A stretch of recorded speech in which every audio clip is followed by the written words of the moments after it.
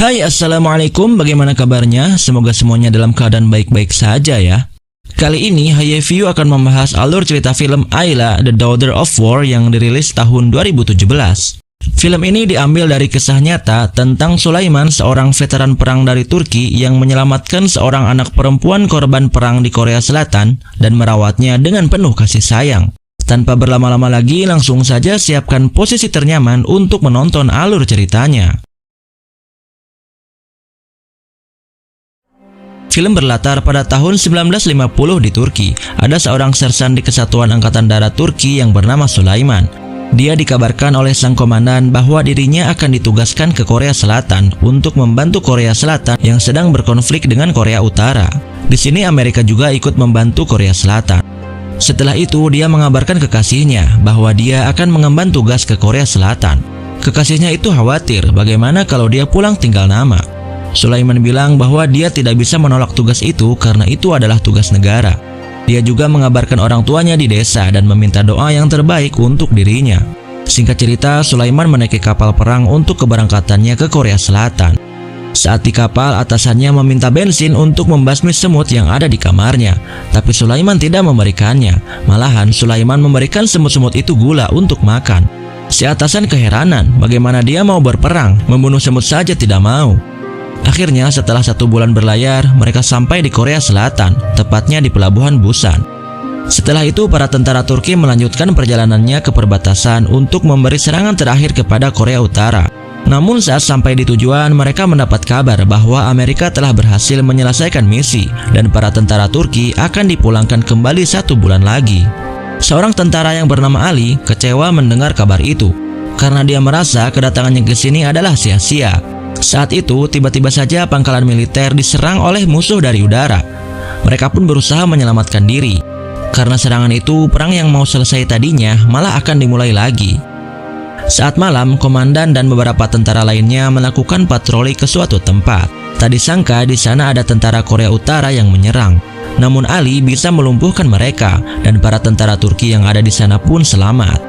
Karena mobil yang mereka tumpangi hancur karena ledakan, mereka terpaksa berjalan kaki untuk melanjutkan perjalanan.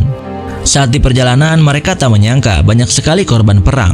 Dari anak kecil hingga dewasa terbujur kaku di sana. Ketika itu, mereka mendengar suara yang mencurigakan. Mereka pun berhati-hati karena mungkin saja ada musuh yang bersembunyi di hutan. Sulaiman pun dengan berhati-hati memeriksa keadaan di sumber suara itu. Siapa tahu masih ada korban yang masih hidup. Ternyata Sulaiman melihat ada seorang anak perempuan yang selamat. Dia bertahan sendirian dari dinginnya malam dan terlihat sangat sedih sambil memegangi tangan ibunya yang sudah tak bernyawa. Lalu Sulaiman membujuk anak perempuan yang ketakutan itu untuk ikut bersamanya. Saat Sulaiman menggendongnya, anak perempuan ini pun menangis. Komandan yang melihat hal itu awalnya tidak setuju Sulaiman membawa anak kecil asing itu. Akan tetapi karena dukungan dari teman-temannya yang lain, anak itu pun akhirnya boleh dibawa. Singkat cerita, mereka pun sampai di markas militer dan sang komandan langsung mengikuti rapat di sana. Karena mereka tidak mengetahui nama anak perempuan yang mereka temukan itu, akhirnya mereka memanggilnya Ayla. Di sisi lain, saat rapat, komandan Turki dan komandan Amerika membahas tentang serangan udara tempo hari. Ternyata serangan tersebut dilakukan oleh tentara Cina yang membantu Korea Utara, dan karena itu perang pun kembali dimulai. Setelah rapat, sang komandan mengajak pasukan kecilnya itu untuk melanjutkan perjalanan. Terlihat Ayla mulai merasa nyaman di pelukan Sulaiman. Bahkan Ayla tetap mau ikut saat Sulaiman disuruh komandannya membetulkan mobil yang mogok. Tentara Korea Selatan yang melihat hal itu menawarkan agar Ayla diurus oleh pihak Korea Selatan saja agar tidak merepotkan. Akan tetapi Sulaiman menolaknya. Saat membetulkan mobil pun Ayla selalu di samping Sulaiman. Tak disangka Sulaiman dan yang lainnya diserang dari atas bukit. Untung saja di sana mereka berdua tidak tertembak karena mereka sudah ditinggal rombongan. Mereka pun melawan sebisa mereka. Sulaiman pun mempunyai ide untuk memberi tanda kalau mereka sedang diserang. Jadi Sulaiman membuat bom molotov dari botol susu dan granat untuk membuat ledakan. Rombongan yang sudah mendahului mereka pun kembali untuk membantu Sulaiman dan kawan-kawan. Akhirnya Sulaiman dan rombongannya pun selamat. Begitu juga dengan Ayla karena bantuan datang tepat waktu. Berita tentang perang yang kembali terjadi telah sampai ke media massa Turki, sehingga itu membuat orang tua Sulaiman sangat khawatir, begitupun kekasihnya. Mereka hanya bisa pasrah dan mendoakan yang terbaik untuk Sulaiman.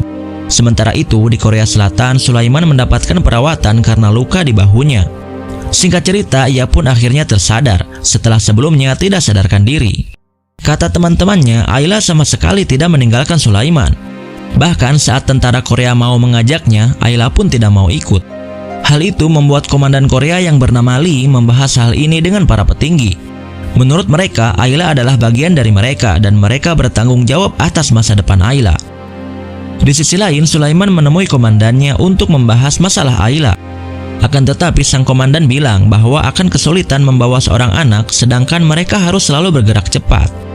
Komandan memberi saran agar menyerahkan masalah Ayla ke pihak Korea karena secara hukum Ayla tidak diperbolehkan untuk dibawa keluar dari negaranya. Sulaiman tetap bersikeras agar Ayla selalu ikut dengannya karena semenjak ditemukan sampai sekarang dia belum berpisah dengan Ayla. Maka dari itu, sang komandan menyarankan agar Ayla dititipkan kepada Sersan Sadak jika Sulaiman sedang bertugas. Awalnya Ayla gak mau, akan tetapi akhirnya dia mau dititipkan pada Sersan Sadak. Saat Sadak lengah, Ayla malah bersembunyi di mobil Sulaiman dan akhirnya ia ikut ketika Sulaiman mendapatkan medali penghargaan atas aksinya beberapa hari yang lalu. Setahun kemudian, Ayla masih bersama Sulaiman di kamp militer. Para tentara yang lain pun sudah mengerti dengan kedekatan Sulaiman dan Ayla. Ayla telah mewarnai kehidupan para tentara yang tegang karena perang. Karena sudah cukup lama Ayla bersama tentara Turki, setiap hari dia mendengarkan apa yang mereka bicarakan dan aba-aba saat latihan perang.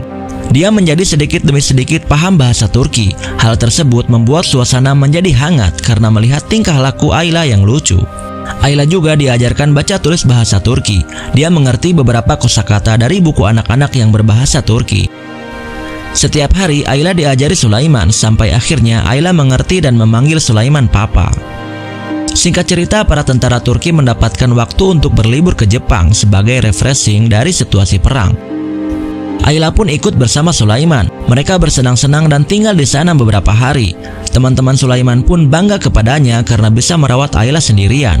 Mereka juga khawatir jika suatu saat nanti mereka kembali ke Turki. Bagaimana dengan nasib Ayla?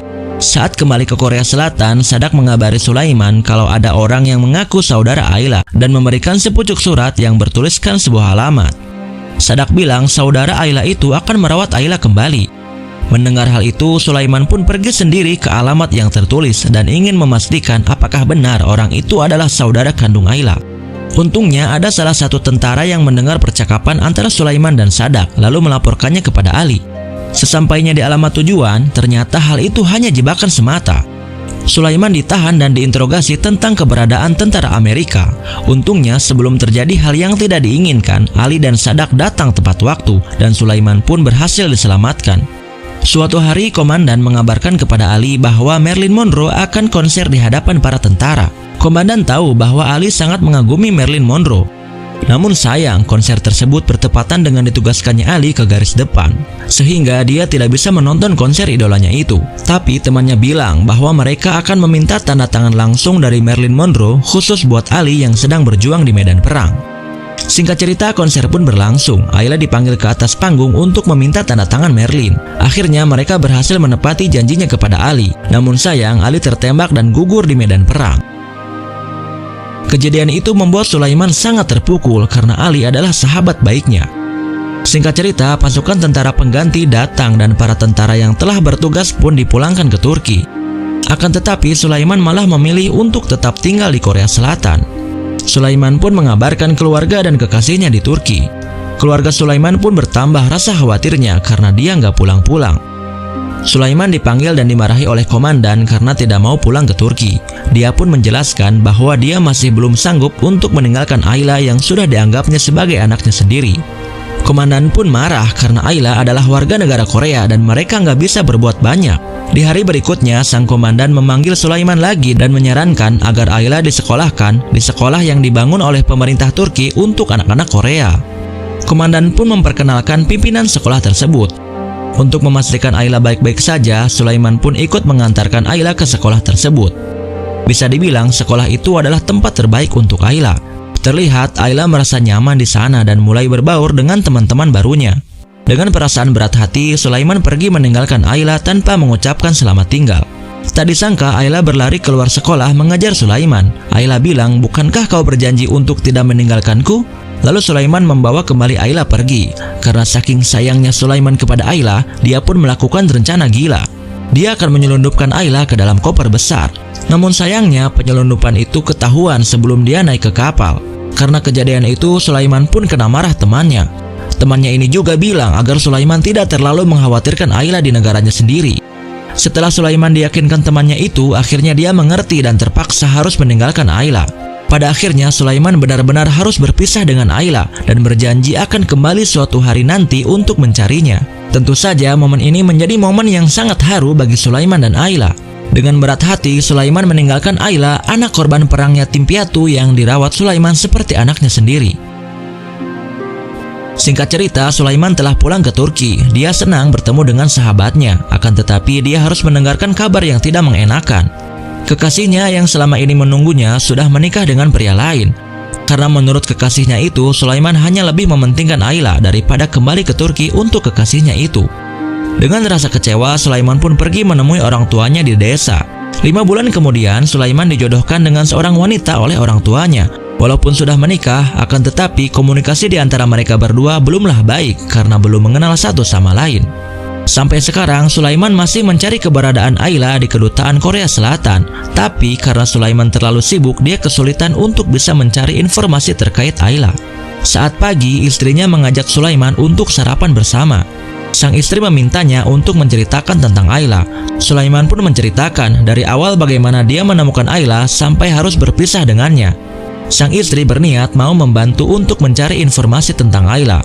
Singkat cerita, sang istri pun mulai mencari informasi tentang Ayla. Karena dia istri dari seorang veteran perang yang dihormati, dia pun dipermudah langkahnya. Pada akhirnya, suatu hari kantor kedutaan memanggil mereka berdua untuk mengabarkan bahwa pihak kedutaan kesulitan mencari informasi tentang Ayla karena di sana masih dalam keadaan perang. Tentu saja hal itu membuat Sulaiman sedih. Puluhan tahun berlalu, pada tahun 1999 terjadi gempa bumi di Turki. Saat semua warga dianjurkan untuk keluar rumah, Sulaiman yang sudah lanjut usia pun masuk kembali ke dalam rumah dan mencari fotonya bersama Ayla. Kepada sang istri, dia menceritakan kembali bagaimana Ayla bisa mengubah hidupnya saat perang. Ternyata walaupun sudah puluhan tahun lamanya, Sulaiman tidak pernah melupakan Ayla. Setiap tahun, orang-orang Korea Selatan akan datang ke Turki untuk memperingati Hari Persahabatan dengan Turki. Sulaiman tidak pernah menyerah mencari informasi tentang Ayla. Bahkan dia sering menonton berita di TV walaupun dia tidak tahu bagaimana wajah Ayla sekarang ini. Hingga pada akhirnya suatu malam Sulaiman bermimpi bertemu Ayla kecil. Keesokan harinya istrinya ditelepon oleh wartawan Korea Selatan. Mereka ingin membantu Sulaiman mencari Ayla, lalu mereka semua pun bertemu. Jadi ternyata cerita Sulaiman yang menyelamatkan anak kecil di medan perang menjadi kisah yang viral dan selalu dibicarakan orang-orang. Maka dari itu pihak jurnalis akan menolong Sulaiman untuk mencari keberadaan Ayla. Hal itu tentu saja membuat Sulaiman sangat senang tak terkira, karena hal inilah yang selalu ditunggu-tunggu olehnya. Pihak jurnalis pun mulai mencari informasi. Mereka mencari kemana-mana, membongkar arsip lama yang sudah usang hingga melacak para alumni sekolah Ankara tempat Ayla bersekolah dahulu. Pencarian agak sulit karena Ayla menggunakan nama aslinya saat bersekolah. Singkat cerita, pencarian pun telah menemukan titik terang. Pihak jurnalis pun mengabarkan Sulaiman tentang kemajuan perkembangan pencarian itu. Dengan adanya kabar tersebut, sedikit memberi harapan kepada Sulaiman yang sudah menahan rindu berpuluh-puluh tahun untuk bertemu Ayla. Tak lama setelah itu, kabar bahagia datang dari Korea. Akhirnya, pihak jurnalis berhasil menemukan Ayla. Mereka berdua pun menemui Ayla yang ternyata nama aslinya adalah Kim Yoon Jae. Dia pun diperlihatkan foto-foto masa kecilnya dahulu bersama Sulaiman di masa-masa perang.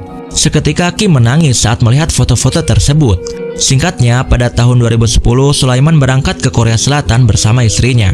Suatu pagi, akhirnya Sulaiman bisa kembali bertemu dengan Ayla setelah 60 tahun lamanya. 60 tahun Sulaiman menahan rindu seorang anak perempuan lucu korban perang yang sudah dianggap sebagai anaknya sendiri. Tangis haru sudah tak terbendung lagi. Mereka melepaskan kerinduan saat itu dan film pun tamat.